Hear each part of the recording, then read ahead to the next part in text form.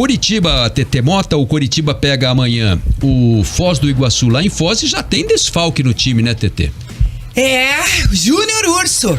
Júnior Urso jogou o primeiro tempo da partida de domingo diante do Arucó e acabou sentindo uma lesão na coxa, foi vetado pelo departamento médico, nem viajou com o elenco a Foz, vai ficar aqui se recuperando. E aí, minha gente, daí pode ser a chance que o Marcelino Moreno tanto queria, tanto precisava, e tem bastante gente, não é só ele, tem bastante gente pedindo passagem na meia cancha do Coritiba. O técnico Antônio Oliveira fala e não esconde, ele quer ver todos os jogadores em campo, ele quer ver o comportamento de cada um. Vamos ouvir as palavras do técnico do Coxa. Preciso os ver a competir, preciso os observar, e à medida que a competição vai andando, depois nós, é evidente que a seleção natural vai ser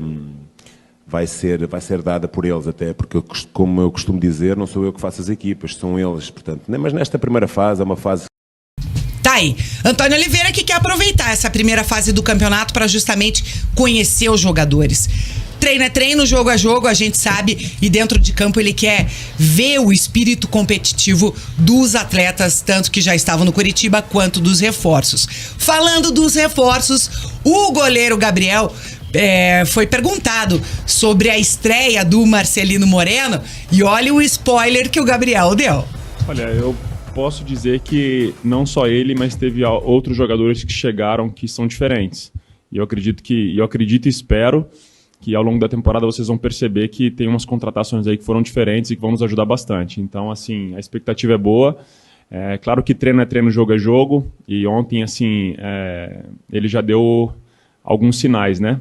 Não só ele, mas eu acredito que ao longo do ano vocês vão perceber que teve umas contratações aí que vão elevar bastante o nível do time.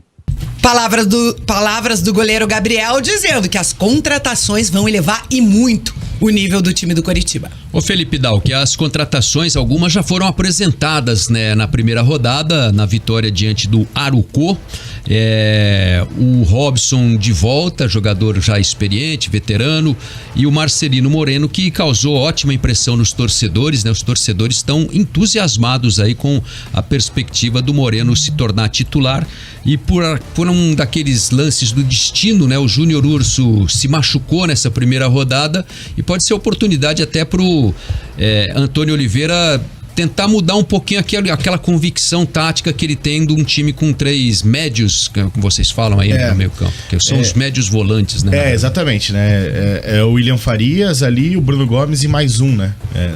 E ele começou assim o jogo, e ele geralmente utiliza essa formação em suas equipes, né? No próprio Atlético ele usava assim, né? No Cuiabá ele mudou um pouquinho porque ele tinha um Rodriguinho, né? Daí era um pouquinho diferente porque ele precisava do Rodriguinho para ajudar esse time. Só que o Rodriguinho, a gente estava conversando até ontem, né, Alexandre? É verdade. Ele chegou a jogar bastante com o falso 9 antes do Daverson chegar, né? Então daí ele mantinha essa estrutura com os 3 médios, né? E quando agora... o Daverson chega, o Rodriguinho sai do time. Né? O Rodriguinho sai do time, faz poucos jogos como titular depois, justamente por causa desse encaixe que ele não conseguiu, não faz, né? Eu creio que aos poucos o Marcelino vai acabar indo pra ponta. Mas talvez nesse início, nesse momento, com a lesão do Júnior Urso, eu acho que a opção vai realmente ser pelo Marcelino Moreno. Espero que seja, inclusive, né, para mudar um pouquinho dessa estrutura. O Bruno Gomes dá um passinho para trás, né? Porque nessa estrutura de 3 médios fica o William como primeiro volante ali, né? Para fazer a saída de 3 com os zagueiros, e os outros 2 eles fazem triangulações pelos lados, né? O Urso fez pela direita, o Bruno Gomes fez pela esquerda no último jogo. Então, com a entrada do Marcelino Moreno como um meia de armação, o Bruno Gomes tem que ajudar um pouco mais o William. E o Marcelino até se posicionou muito pelo lado esquerdo. Sim, exatamente. Exatamente. Foi aquele ponta que partia para cima do lateral, né? Dava aquela sassaricada, como diriam os locutores de antigamente, né? Tanto que o primeiro lance dele de impacto foi aquele pela ponta esquerda, lá na linha de fundo, né? Que ele dribla 2 e cruza de letra. E busca a linha de fundo para fazer o cruzamento. Não, esse lance foi na minha frente, assim, espetacular. E aí que eu acho também que essa presença do Marcelino pode abrir oportunidade para o Rodrigo Pinho, que me pareceu, assim, em termos de posicionamento, um jogador mais eficiente para jogadas de ponta e de linha de fundo do que o Fabrício, que joga mais fora da área. Eu ia falar isso, Linhares. Não só nesse sentido, a gente citou sobre isso na jornada, né? Você vai lembrar que a gente falou, mas com o Fabrício Daniel ali tá fazendo um monte de jogada de linha de fundo e não tem um centroavante. O cara da referência, né? A referência, né? Pra conseguir brigar com os zagueiros pela bola. Já o Rodrigo Pinho, no segundo tempo, ele deu uma movimentação diferente pro ataque do Coritiba. Era muito mais fácil chegar lá no fundo, na linha de fundo, cruzar pra trás, que ele ia brigar. Tanto que ele quase fez o gol, e a cabeçada que ele deu, como um milagre do goleiro do Arucó, né? Saiu o lance do escanteio, que daí sai o gol do Manga. Então, assim, eu acho que o Rodrigo Pinho é um desses citados pelo Gabriel, viu? E o Gabriel foi bem claro, vocês vão se surpreender com as contratações. Porque, deu um spoiler aí. Eu ia te perguntar isso agora. Porque eu acho que exatamente. Eu também. Rodrigo Pinho, que ele tá com falando. Certeza.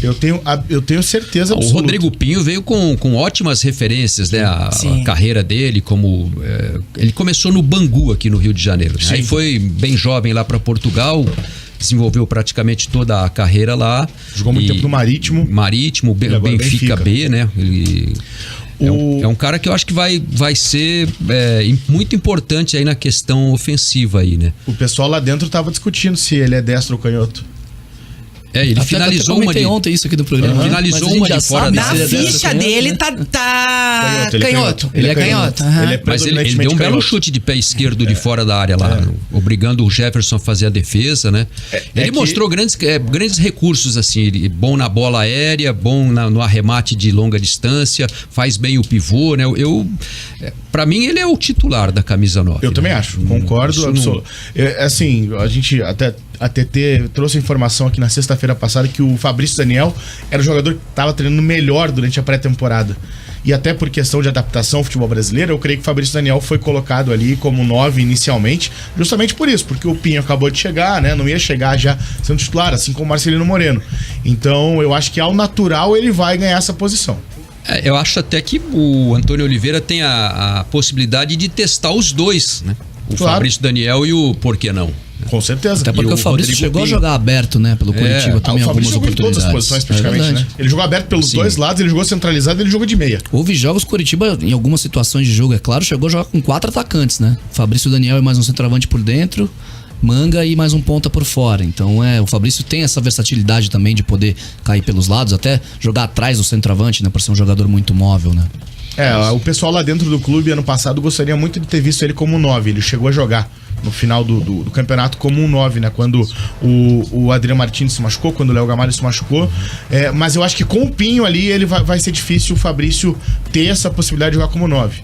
Ocasionalmente, claro. Sim. Não digo como 9, ele teria o Fabrício teria que se adaptar em alguma outra função para buscar ele o espaço no time. Perfeito. E aí cabe também ao Antônio Oliveira observar isso e testar, né, algumas alternativas.